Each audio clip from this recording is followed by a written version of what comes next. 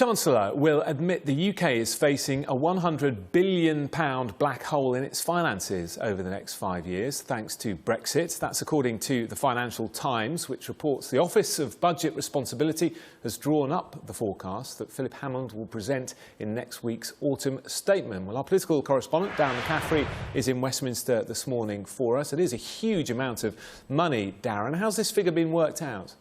Well, it's been worked out on a forecast, and we've all got used to those forecasts, haven't we, Jonathan? Essentially from the Institute for Fiscal Studies, which is an independent think tank, and the accountancy firm PricewaterhouseCoopers. And what essentially the FT are asserting this morning is that because of slower growth and lower than expected investment, that the tax revenues that the government are going to be able to generate towards the end of this Parliament are not going to be nearly as great as had been expected.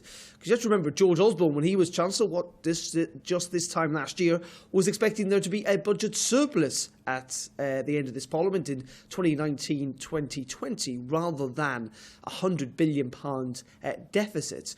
Now, the government say this, or the expectation is that this will be because of the consequences of Brexit, that those forecasts actually that the government were predicting and that the Treasury were predicting before the referendum, before June 23rd, may actually be more accurate than we thought. And that is that there is going to be mediocre growth in the economy in the next few years. Now, it has to be said, of course, Jonathan, that this is a forecast, and we all know that forecasts have been wrong in the past, that things are uncertain, and the economy to date has proved to be a bit more resilient than was first thought, and that there is still wriggle room for Philip Hammond to potentially pull a few rabbits out of the hat, a few tax cuts in the autumn statement next week. But overall, of course, I think the overall trend, and what this is alluding to, is that the public finances are not in a great state and look like they're potentially going to get worse in the years to come.